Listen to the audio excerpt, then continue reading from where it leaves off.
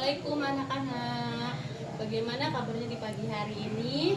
Di hari Senin ini semoga kalian tetap sehat selalu ya. Ya, hari ini kita belajar tema 1 ya. Tema 1 yaitu tentang bahasa Indonesia. Yaitu pembahasannya tentang makhluk hidup. Tapi sebelum kita memulai pelajaran hari ini, alangkah baiknya kita membaca doa terlebih dahulu ya anak-anak. Berdoa dimulai. Selesai ya. Jadi hari ini kita membahas tentang makhluk hidup. Kalian bisa lihat di buku di halaman 5 ya. Kalian bisa buka halaman 5 sampai halaman 8 ya. Kita sekarang lihat halaman 5 dulu ya anak-anak ya. Nah, halaman 5 itu tentang makhluk hidup. Nah, sekarang saya jelasin dulu ya. Jadi ada 3 macam makhluk hidup. Yang pertama itu ada manusia, ada hewan, dan juga tumbuhan. Jadi yang menurut kalian makhluk hidup itu bukan hanya manusia saja, tetapi juga hewan dan tumbuhan termasuk juga makhluk hidup ya. Kenapa sih hewan dan tumbuhan termasuk makhluk hidup? Mereka tersendiri itu punya ciri-ciri karena bisa dikatakan menjadi makhluk hidup. Ya. Yang kedua ada ciri-ciri makhluk hidup. Nah, yang pertama bernafas ya. Bernafas sudah pasti. Manusia bernafas pasti. Hewan bernafas pasti. Tumbuhan juga bernafas. Jika makhluk hidup ketiga ini tidak bernafas, maka mereka bisa mati ya. Bisa mati. Nah, di sini dijelaskan tentang bernafas, yaitu bernapasnya manusia itu, bernapasnya makhluk hidup itu adalah proses pengambilan oksigen dari luar dan mengeluarkan karbon dioksida di dalam tubuh. Nah, oksigen diperlukan makhluk hidup itu untuk membakar makanan dalam tubuh. Nah, hasilnya untuk apa sih? Untuk menghasilkan energi. Nah, untuk menghasilkan energi supaya kalian bisa lebih fit, bisa lebih beraktivitasnya, bisa lebih aktif lagi. Nah, selanjutnya yaitu yang kedua bergerak ya. Bergerak. Manusia bergerak nggak anak-anak? Pasti bergerak dong. Bergeraknya menggunakan apa sih? Menggunakan kaki ya. Begitupun juga dengan hewan. Hewan itu juga bergerak, tapi hewan juga bergeraknya ada yang macam-macam. Seperti apa yo? Seperti kucing, coba dia bergeraknya seperti dengan apa? Dengan kaki atau berjalan. Kalau ikan dengan apa bergeraknya? Dengan sirip, karena dia bisa berenang. Ikan tanpa sirip tidak akan bisa berenang. Lalu contohnya seperti burung. Nah, burung bergeraknya dengan apa sih? Burung kan bisa terbang, berarti bergeraknya dengan sayap. Nah, kalau misalkan ular bergeraknya dengan apa ya? Karena ular tidak punya kaki, jadi ular bergeraknya melata ya. Melata dengan perutnya sendiri. Ular, cacing dan sebagainya, dia melata bukan pakai kaki. Nah, tumbuhan itu bisa bergerak juga, tetapi tumbuhan itu bergerak tidak mudah dilihat ya, tidak mudah dilihat kalau tumbuhan. Jadi yang terlihat itu manusia dan hewan, kalau bergerak dia terlihat, tapi kalau tumbuhan tidak mudah terlihat ya. Nomor tiga itu memerlukan makanan, sudah pasti dong. Manusia, hewan dan tumbuhan pasti memerlukan makanan. Kalau mereka tidak makan, mereka bisa mati ya. Begitupun bernapas, mereka tidak bernapas berarti mereka bisa mati. Mereka tidak makan juga mereka bisa mati. Ya, ini apa tadi? 3, memerlukan makanan ya. Manusia makan makanan pokoknya apa sih? Pasti beras. Kalian udah tahu dong. Tadi apa? 3 ya, memerlukan makanan. Manusia pasti memerlukan makanan. Bahan pokok makanan manusia itu apa sih? Dari padi menjadi beras ya. Makanan pokok manusia itu beras dan lauk pauk. Terus kalau hewan itu macam-macam. Ada yang hewan yang makan daging, ada yang pemakan tumbuhan, ada yang pemakan biji-bijian. Ya. Jadi contohnya hewan tadi, ada yang pemakan tumbuhan. Nah, di sini ada bahasa IPA-nya, yaitu kalau pemakan tumbuhan dia disebutnya herbivora. Ingat ya anak-anak, hewan pemakan tumbuhan disebutnya herbivora. Sedangkan ada hewan yang pemakan daging, macam-macam daging, itu disebutnya karnivora. Jadi hewan yang pemakan daging disebut omnivora. Tapi ada juga hewan yang pemakan tumbuhan iya, pemakan daging iya. Nah, itulah disebut omnivora. Ya, omnivora. Omnivora itu hewan pemakan segala, mau tumbuhan mau daging disebutnya omnivora. Jadi diingat ya anak-anak, hewan pemakan tumbuhan disebut herbivora, hewan pemakan daging disebut karnivora, dan hewan pemakan segalanya disebut omnivora. Nah, tumbuhan mereka agak berbeda. Tumbuhan bisa membuat makanannya sendiri. Ya, makanan sendiri dengan cara apa sih? Dengan cara bantuan dari cahaya matahari. Nah, disebutnya apa? Disebutnya proses fotosintesis. Proses fotosintesis itu adalah tumbuhan yang membuat makanannya sendiri. Oke, sekarang yang keempat, menanggapi rangsangan ya. Menanggapi rangsangan. Manusia, hewan, dan tumbuhan pasti menanggapi rangsangan. Rangsangan itu seperti apa? Melihat. Manusia pasti punya panca indera melihat atau punya rangsangan melihat, hewan juga punya rangsangan melihat. Terus melihat, terus merasakan atau meraba ya, meraba itu seperti kalian bisa meraba ini halus atau kasar, nah seperti itu. Terus bisa mendengar ya, mendengar itu bisa rangsangan dari mendengar itu. Manusia punya rangsangan mendengar, hewan juga punya rangsangan mendengar, tumbuhan juga punya mendengar. Terus ada mencium. Nah, mencium biasanya manusia bisa mencium. Nah, tapi kadang hewan itu lebih tajam penciumannya. Kadang ada mangsanya di depan, hewan tersebut lebih tajam penciumannya daripada manusia. Ya kan anak-anak? Terus ada lagi pengecap. Nah, pengecap itu lidah ya anak-anak, yang kalian makan.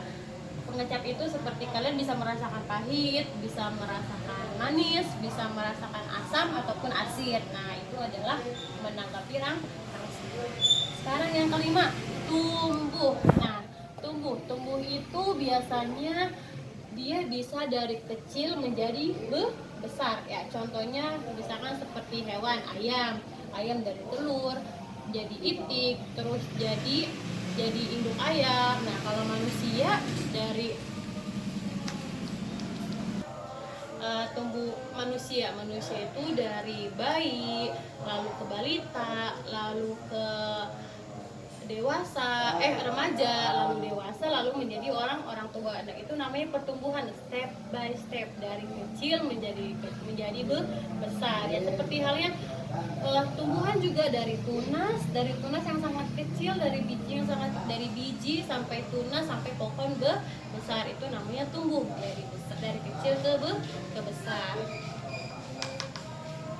Nah, terus yang keenam ya, sekarang yang keenam tentang berkembang biak. Nah, berkembang biak itu kalau berkembang biak itu dia menghasilkan keturunan. Nah, keturunan itu untuk apa sih? Untuk melestarikan jenisnya atau sejenis-jenisnya lah gitu. Contohnya misalkan hewan itu harus mempunyai keturunan.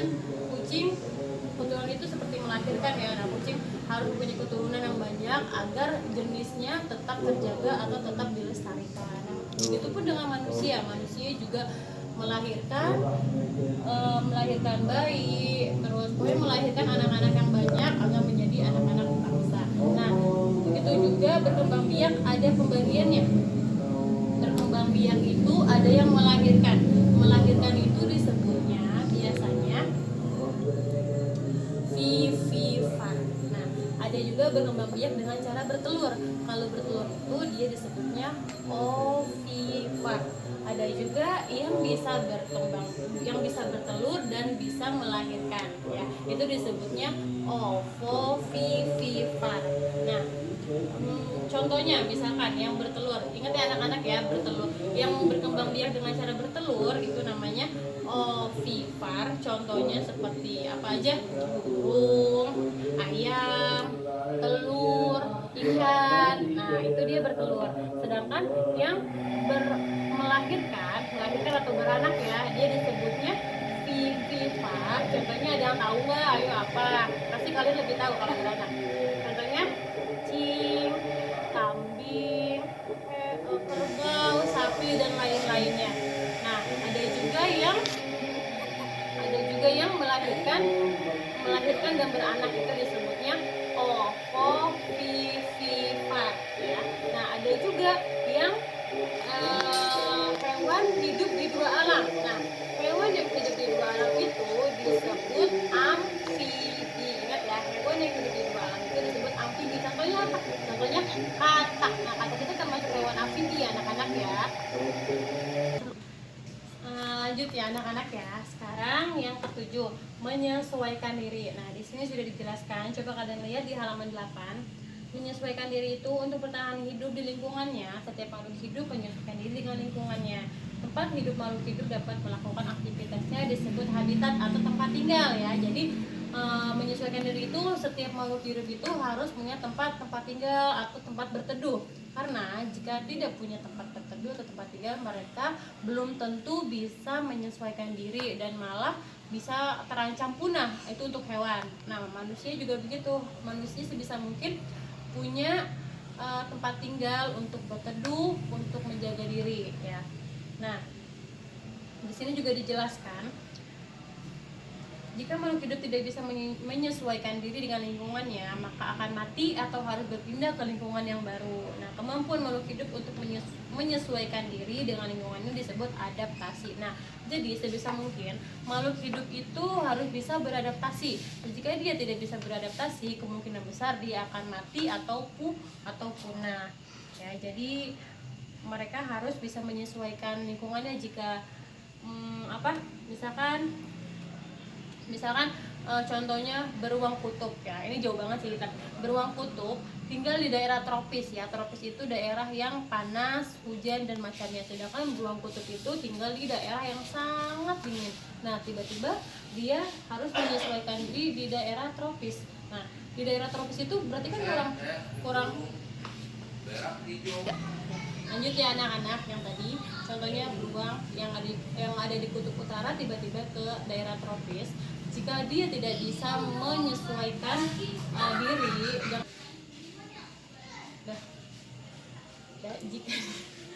jika dia tidak bisa menyesuaikan dengan lingkungan yang baru, kemungkinan beruang itu bisa mati ya, bisa mati. Nah, itu contoh kecilnya.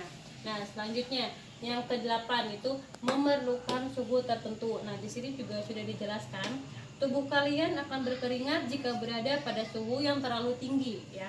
Yang terlalu tinggi itu contohnya misalkan terlalu panas, yang benar-benar panas, pasti kalian akan keluar keringat dong. Kalian lari sedikit aja tapi jaraknya jauh, pasti kalian sudah berkeringat. Tetapi sebaliknya, tubuh kalian akan menggigil jika pada suhu yang rendah ya. Kalau suhunya sangat rendah dan terlalu rendah, pasti itu kalian akan menggigil karena itu suhunya dingin ya, suhunya dingin ya. Dan semua itu dilakukan tubuh agar memiliki suhu yang sesuai. Nah, jadi kita itu punya suhu yang sesuai. Apabila kita di suhu yang tinggi, kita bisa menyesuaikan bagaimana supaya kita tidak terlalu berkeringat. Dan jika kita di suhu yang rendah, kita bisa menyesuaikan juga bagaimana agar kita tidak merasa menggigil. Itu bukan hanya manusia aja ya, juga terjadi pada hewan, manusia dan tumbuhan. Yang terakhir yaitu mengeluarkan zat sisa ya. Di sini sudah dijelaskan juga, zat sisa dari proses produksi harus dikeluarkan ya. Zat sisa dari proses produksi harus dikeluarkan ya, harus dikeluarkan. Jika tidak dikeluarkan, zat sisa akan menjadi racun yang berbahaya untuk kesehatan. Nah, contohnya seperti manusia setelah makan otomatis dia ada proses pengolahan di dalam perut. Nah, dan proses yang sudah diolah itu sebisa mungkin harus dibuang ya, harus dibuang, karena kalau tidak dibuang akan berbahaya bagi tubuh kita sendiri. Nah, di sini juga ada zat sisa itu bermacam-macam, ada yang gas. Nah, di sini ada 3 ya.